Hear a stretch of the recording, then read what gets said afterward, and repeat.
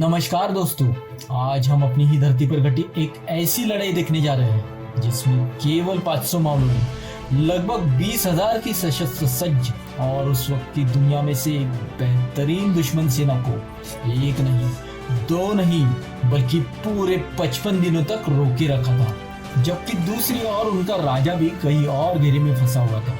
यह इतिहास छत्रपति शिवाजी महाराज सिद्दी जोहर की घेराबंदी में फंस गए थे उस घटना के समांतर घटा है, इसलिए इसे पनाला की घटना के साथ ही प्रस्तुत कर रहे हैं। हमने गहराई से प्रस्तुत किए हुए पनाला से पलायन के इतिहास को आपने देखा ही होगा, यदि नहीं तो कृपया हमारे हिस्ट्री और हम चैनल पर गहराई से प्रस्तुत किए हुए महाराज की अब तक की पूरी श्रृंखला को जरूर देखें। इस अनुरोध के साथ अब आगे बढ़ते हैं। दरअसल जिस किले के बारे में यह इतिहास घटा उसे किला कहना गलत होगा, उसे एक छोटी सी गढ़ी बोलना ही उचित होगा। परंतु अपनी महत्वपूर्ण स्थान और अत्यंत विपरीत परिस्थितियों में वहां हुए जबरदस्त युद्ध के कारण मूर्ति छोटी लेकिन कीर्ति बड़ी की उक्ति को सार्थ करने वाले इस छोटे से दुर्ग ने इतिहास में अपना नाम अमर कर दिया। साथ ही हम ये भी देखेंगे कि हमारे लिए इतना गौरवास्पद ऐतिहासिक गवाह आज हमने उसकी कैसी बुरी और दयनीय स्थिति बनाकर उसकी कितनी घोर विटंबना की है। इस लड़ाई की पृष्ठभूमि यह है कि छत्रपति शिवाजी महाराज आदिल शाही सरदार सिद्दी जोहर की जमीन में थे, यानी पनाला की घेराबंदी में फंसे हुए थे, और उसी समय मुगल सरदार शाइस्ते खान 1 लाख से भी अधिक की सेना के साथ छोटे से स्वराज को निगलने के लिए उत्तर से आ चुका था। खान एक मांझा हुआ सेनानी था, इसलिए उसने स्थिति का जायजा लिया और महाराज को ब्लॉक करने के इरादे से स्वराज्य की दक्षिणी सीमा पर कब्जा कर लिया, जिसके कारण महाराज एवं कोल्हापुर के नजदीक रही महाराज की सेना और स्वराज के बीच कील बैठ गई। जैसा कि खान ने पुणे में अपना बस्तान स्थापित करना सुनिश्चित किया, पुणे के लिए आपूर्ति मार्ग पूर्व में इंदापुर बारामती यानी भीमा और नीरा नदियां, दक्षिण में शिरवल यानी नीरा नदी और उत्तर में चाकर यानी भीमा नदी। उन्हें कब्जे में लेने के लिए पहले पूर्व के सुपे बारामती इंदापुर और दक्षिण का शिरवल थाना अपने कब्जे में ले लिया। फिर पुणे और पुणे के आसपास के क्षेत्र यानी स्वराज्य के अंतर्भाग को ही लपेट कर बैठ गया। अब आइए अब तक खाली पड़े चाकन क्षेत्र पर एक संक्षिप्त नजर डालते हैं। चाकन पुणे से 32 किलोमीटर उत्तर में वर्तमान पुणे जुन्नर रोड पर स्थित है। भीमा नदी यहाँ से 6.5 किलोमीटर की दूरी पर है। चाकन उन दिनों भी एक प्रमुख व्यापारिक केंद्र था। भीमा के पार मोगली मुल्क और इस ओर स्वराज्य का मुल्क था। बरसात के दिनों में जब भीमा में पानी बढ़ जाता तब दोनों तरफ से संचार टूट जाता था। चाकन इस दृष्टि से महत्वपूर्ण था। चाकन का संग्राम दुर्ग एक चौकोर भूतपूर्व किला है। चारों कोनों पर 4 बुरुज और बीच में एक ही पूर्व की ओर प्रवेश द्वार। इसके सामने तट को झुकाकर इसे संरक्षण दिया गया था। किले की प्राचीर लगभग 12 फीट मोटी और 45 फीट ऊंची थी।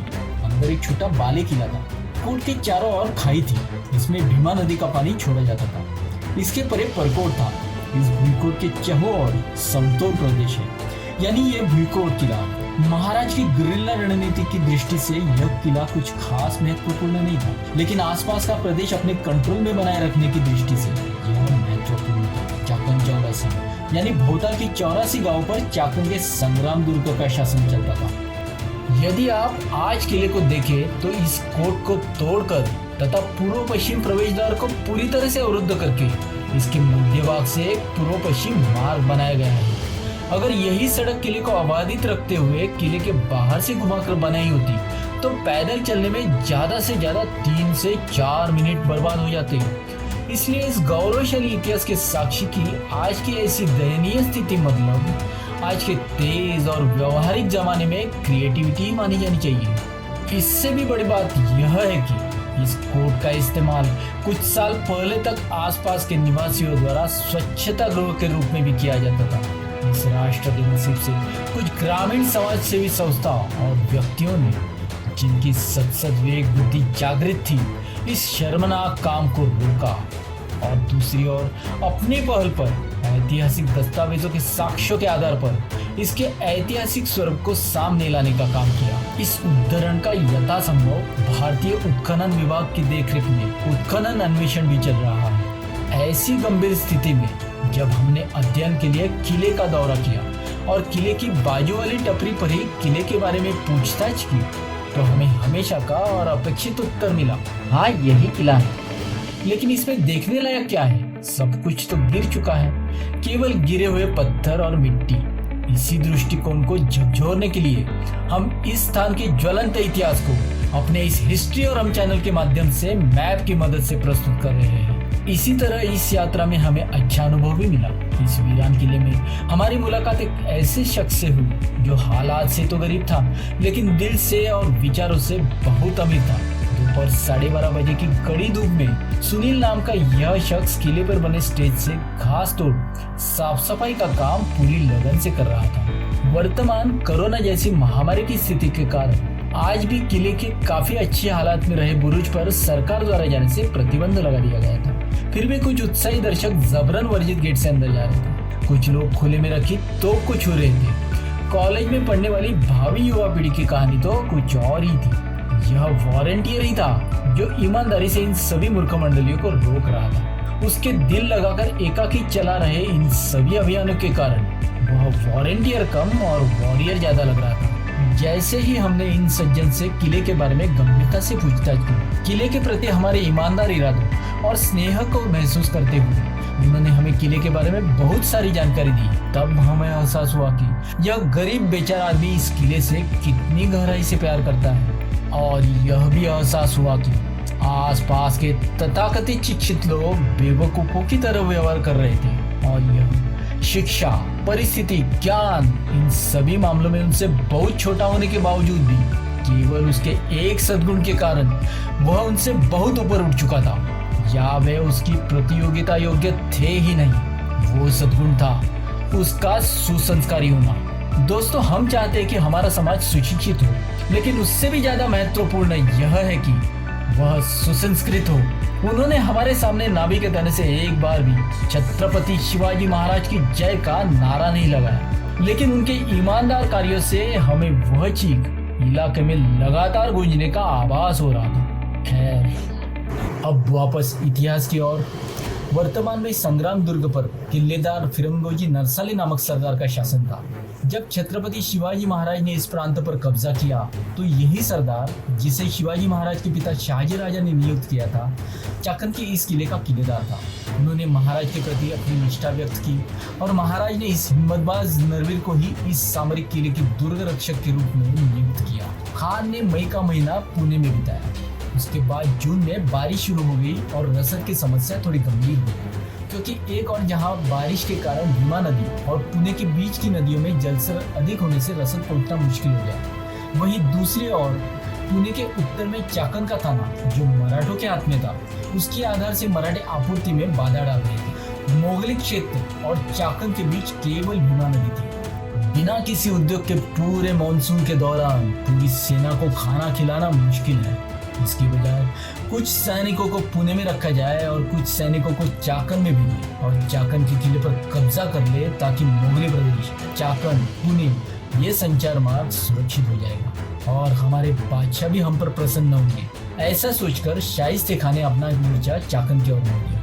इस नन्हे से क्षेत्रफल वाले भुईकोट किले को जीतने के लिए शाइस्ते खान ने पुणे से 20,000 की विशाल सेना ली और 21 जून 1660 को उसे अपने कमान में चाकन ले गया। और उसके विरुद्ध संग्राम दुर्ग पर फिरंगोजी नरसाली जी की कंपनी में कितने मराठी सैनिक युद्ध के लिए पूरी तरह तैयार थे? तो केवल 500 से 600 मावली। ध्यान में ले दोस्तों, यह सामना कितने व्यस्त प्रमाण में था। कहाँ 2000 हथियारों, रसद, गोला बारूद, मशहूर सरदारों से भरी सुसज्जित सेना और कहाँ महज 500-600 मावली। इतने छोटे से किले के चारों ओर फैले शत्रु सैनिकों के समुद्र को देखकर ही किसी का भी दिल बैठ जाता। लेकिन ये निडर मावले किस बल पर युद्ध में उनके सामने टिके रहे? तो हम स्वराज्य का पवित्र कार्य कर रहे हैं। यह स्वतंत्रता के लिए जलाई गई पवित्र अग्नि है। इसमें अपने प्राणों की भी आहुति गिरे तो भी परवाह नहीं। लेकिन अब आजादी की यह आग बुझनी नहीं चाहिए। उनके जानते राजा के सर्वोच्च और महान उद्देश्य के जोर पर मुगल जिस क्षेत्र से गुजरते थे वे वहां के मवेशी, सामान और अनाज लूट लेते थे। इस अनुभव से समझदार होकर चाकन 84 के किसान जितना हो सके उतना अनाज लेकर पहाड़ के सुदूर कोने की ओर भाग गए। रास्ते में जो कुछ बचा था उसे उन्होंने स्वयं जला दिया इसलिए जब खान इंद्रायणी के पार आगे आया तो पूरी भूमि को उजाड़ देखकर हक्का बक्का रह गया। यहाँ एक बात नोट कर लीजिए मेरे दोस्तों, आप करे पठार पर बर्बाद की हुई जनता ले या यहाँ की जनता ले जो अपने ही संपत्ति को अपने ही हाथों से नष्ट कर रही है, उन्होंने कभी भी महाराज पर अविश्वास नहीं किया और न ही बैठकर उनके नाम से आहे भरते रहे कि हमें कितनी मुसीबतें सहन करनी पड़ रही है। उल्टा जैसा कि यहाँ देख रहे हैं कैसे उन्होंने अपने ही हाथों अपने संसार पर अंगार रखा और कैसे वे अपने परिवार सहित इस संघर्ष में जो भी कठिनाइयों और कष्टों का सामना करना पड़े उसे सहने के लिए तैयार रहकर इस स्वतंत्रता संग्राम की मशाल को लगातार फरफराते रखा। स्वराज्य केवल इसलिए खड़ा नहीं हुआ क्योंकि राजा कुशल था, बल्कि इसे प्राप्त करने में ऐसे अपना पूरा सहयोग देने वाली संयमी, बुद्धिमान, ईमानदार और मेहनती जनता का भी बहुत बड़ा हिस्सा है। आज भी हमें अपने देश को प्रगति की ओर ले जाने के लिए इस बात पर जरूर ध्यान देना होगा कि हम अपने देश के लिए क्या कर सकते हैं, न कि सिर्फ बैठे बैठे इस बारे में बात करते रहे कि हमारे नेता क्या करते हैं और क्या नहीं करते हैं। क्योंकि आज हमारा देश आजाद है और हमारे नेता भी इसी समाज का हिस्सा है। अतः समाज में जितनी अधिक प्रगल्भता होगी, नेता भी उतने ही उत्कृष्ट शासक के रूप में उभर कर आएगा। खैर, अब देखते हैं लड़ाई की शुरुआत। अभी तक हर एक थाना शाइस्ते खान को चुटकियों में मिला था, इसलिए खान ने शायद यही उम्मीद की थी कि चाकन के संग्राम दुर्ग पर कब्जा करने का मतलब केवल वहां जाना है। आते ही उसने चाकन पर सीधा आक्रमण कर दिया, लेकिन यहाँ उसे निराशा हाथ लगी। चाकन के मराठा भागे नहीं, बल्कि उन्होंने भीतर से कड़वा प्रतिरोध शुरू कर दिया। जब उसने देखा कि चाकन का किला आक्रमण करके नहीं छीना जा सकता, तो उसने किले को घेर लिया। उत्तरी तरफ खासा शाइस्ते खान ने अपने सैनिकों के साथ डेरा डाला। उसके साथ हवश खान, गिरिधर कुंवर, विरमदेव सिसोदिया, त्र्यंबकजी भोसले और शाही सेना भी थी। पूर्वी प्रवेश द्वार के सामने शमशुद्दीन खान, तोपखाने के दरोगा मीर अब्दुल महमूद, सैयद हसन, उज़्बेक खान, खुदावंद हबशी, विजय सिंह, सुल्तान अली अरब और अली बुखारी थे। दक्षिणी और राव भाव सिंह, सरफराज खान, जादव राव और जौहर खान हबशी थे। पश्चिमी और राजा राय सिंह सिसोदिया थे। किले में मराठा भी पूरी तरह तैयार थे। यह कोट बहुत महत्वपूर्ण था क्योंकि यह स्वराज और मुगली प्रदेश के बीच एक रणनीतिक स्थान पर था। इसलिए महाराज ने धन, अनाज और तोप की दारू से गोदाम भरे रखकर गढ़ मुकाबले के लिए एकदम तैयार रखा था। और उसी समय फिरंगोजी को महाराज का गुप्त संदेश भी मिला कि जितना संभव हो उतने सख्ती से किले पर युद्ध करते रहे, वक्त निकालते रहे। किला तभी छोड़े जब कुछ भी उपाय न बचे। आपातकाल की उस स्थिति में खान की बड़ी सेना को यहाँ अटका के रखना महाराज के लिए फायदेमंद था, क्योंकि उससे स्वराज्य में अन्यत्र खान का उपद्रव नहीं होने वाला था। वह भी वैसे ही, क्योंकि महाराज के संदेश के अनुसार मराठों ने अपनी जान जोखिम में डालकर एक योजना अमल की। दिन के समय मराठे तट से जलते तीर फेंकते, बंदूकें और तोपें चलाते और रात के समय दिंडी दरवाजे से बाहर आकर मुगल सेना पर आक्रमण करते थे और मुगल सतर्क होते ही किले में वापस लौट जाते। महाराज पनाले पर फंस गए थे। बचने की बहुत कम संभावना के कारण खान बिंदास था, लेकिन इस जादूगर राजा ने फिर अपना जादू दिखाया। 13 जुलाई 1660 को महाराज पनाला से भाग गए और खान चिंतित हो गया। अब उसे शीघ्रता से चाकन को जीतकर पुणे की ओर बढ़ना था। इस उद्देश्य से उसने किले पर हमला करने के लिए लंबी रेंज वाली तोपों को मंगाया।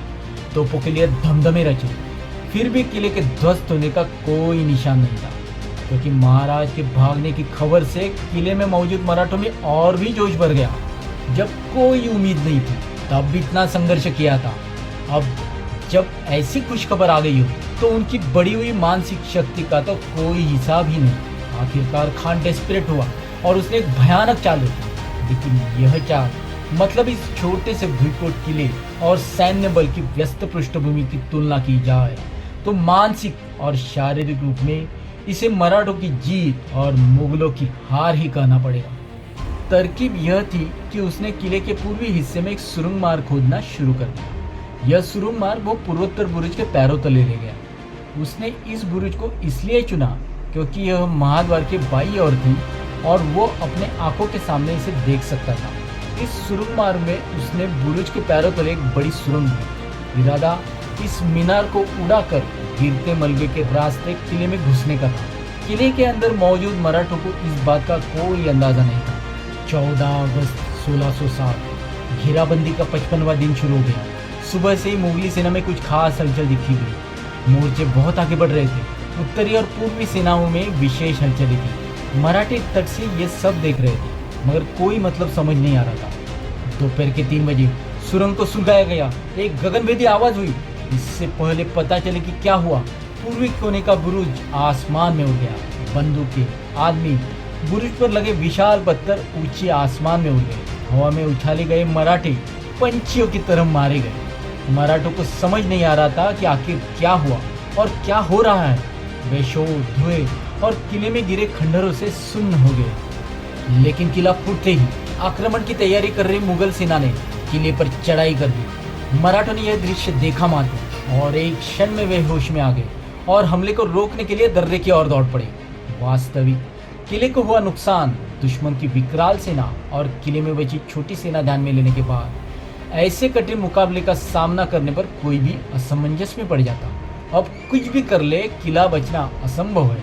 ऐसे लगभग निराशा से भरे शब्दों के साथ आत्मसमर्पण करने जैसी परिस्थिति थी। लेकिन किले का किलेदार और मराठों ने उस स्थिति में भी किले से लड़ने के लिए दर्रे में अपना मोर्चा स्थापित किया। ऐसी स्थिति में नायक का अर्थात किलेदार का रोल बहुत महत्वपूर्ण होता है। यहाँ उनके साहस और वीरता की सराहना होनी ही चाहिए। सबको धैर्य बंधा कर वह खुद भी सबके साथ लड़ने को तैयार खड़े थे। मुगलों ने दहाड़ते और गरजते हुए किले पर चढ़ाई कर दी। अब आमने सामने की लड़ाई शुरू हो गई। मुगलों की ओर से सरदार शमशुद्दीन और राव भाव सिंह पराक्रम की पराकाष्ठा कर रहे थे। मराठों में भी वीरता की कोई कमी नहीं थी।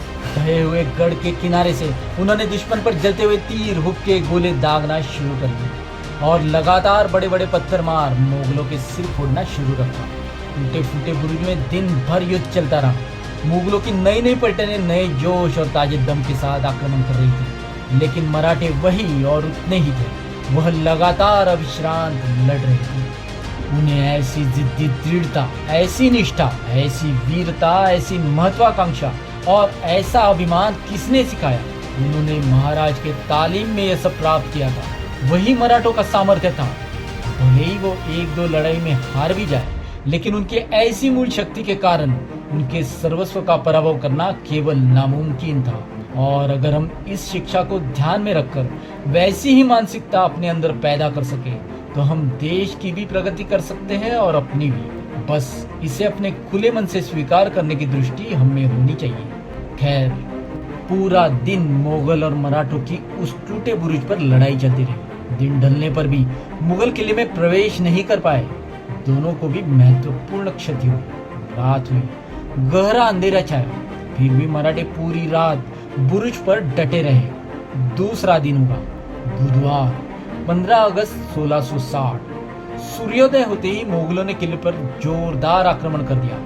आज उन्हें कुछ भी करके नतीजा निकालना ही था। पूरी मुगल सेना ने हमला कर दिया। मराठे टिक नहीं पा रहे थे। वे पीछे हट गए और बाले किले के आड़ से युद्ध करने लगे। लेकिन यहाँ का बाले किला भी छोटा सा है, वो कितनी देर तक टिक पाएगा भला? मुगलों ने 268 सैनिक खो दिए और 600 घायल हो गए। मराठों का बल भी खत्म हो रहा था। तब आखिर फिरंगोजी ने अनिच्छा से आत्मसमर्पण कर दिया। राजा भाव सिंह ने मुगलों की ओर से मध्यस्थता की। बचे हुए मराठों ने किला छोड़ दिया। शाइस्ते खां फिरंगोजी की बहादुरी से बहुत प्रसन्न हुआ और उसने महाराज को छोड़कर अपने साथ आने का आग्रह किया। लेकिन स्वामीनिष्ठ फिरंगोजी वश नहीं हुए और राजगढ़ महाराज के पास लौट गए। इस युद्ध का महत्व यह है कि जब चाकन को मुगलों ने घेर लिया था, तब छत्रपति शिवाजी महाराज स्वयं पनाला में फंसे हुए थे। जाहिर है, चाकन के संग्राम दुर्ग में मराठा सेना को बाहर से कोई मदद नहीं मिल सकी। फिर भी चाकन के इस छोटे से भूईकोट में फिरंगोजी नरसाली जी के नेतृत्व में 500-600 मराठों ने पूरे 55 दिनों तक युद्ध किया। मराठे यह किला हजारों मुगल सेनाओं के खिलाफ बड़ी बहादुरी से लड़वाते रहे। उस समय की मार खाती एकदेशीय सत्ताओं के बीच इस जिद्दी लड़ाई का विशेष महत्व है। आखिर किस प्रेरणा ने इन लोगों को पूरी विपरीत परिस्थिति में भी इतने लंबे समय तक संघर्ष करते रखा? उत्तर एक ही है कि छत्रपति शिवराय द्वारा इन मराठों के दृष्टिकोण में हुआ परिवर्तन। यह एक चमत्कार ही था जो इस धरती पर घटा। ऐसी घटनाओं से मराठों की उच्च नैतिकता बलिदान के लिए तत्परता, अपने राजा के प्रति असाधारण निष्ठा और व्यक्तिगत कर्तृत्व का पता चलता है। यदि हमें वर्तमान में इतिहास रचना है तो हमें अपनी धरती पर घटित ऐसे इतिहास का विश्लेषण करना होगा। हमें इससे प्रेरणा लेनी होगी, इसे आत्मसात करना होगा और समय के साथ इसका उपयोग देश और स्वजीवन को ऊर्जावान बनाने में करना होगा। वैसे भी संग्राम दुर्ग की लड़ाई का खान पर एक और महत्वपूर्ण प्रभाव पड़ा। वो था चाकन जैसे छोटे भूईकोट किले में 55 दिनों तक युद्ध करना पड़ा, तो फिर बाकी पहाड़ी किलों को पाने में कितने दिन लगेंगे। ऐसा सोच इसके बाद शाइस्ते खां मराठों के किलों के पास गया ही नहीं। तो दोस्तों, यह रोमांचक सामरिक एपिसोड यही समाप्त होता है। इससे सीखने के लिए बहुत कुछ है, ग्रहण करने के लिए बहुत कुछ है, और आप वह करेंगे इस आशा के साथ आज यही रुकते हैं। लेकिन आपको अगले महान इतिहास की सूचना समय पर मिल सके, इसलिए कृपया आज ही अपने इस हिस्ट्री और हम चैनल को सब्सक्राइब करें। साथ ही आपको यह एपिसोड यकीनन पसंद आया होगा, तब हमारा हौसला बढ़ाने के लिए कृपया इसे लाइक और कमेंट जरूर करें, और इस तेजस्वी इतिहास को हर एक भारतीय तक पहुंचाने के लिए इसे ज्यादा से ज्यादा शेयर करें। यही आप सभी से विनम्र निवेदन है। धन्यवाद। वंदे मातरम।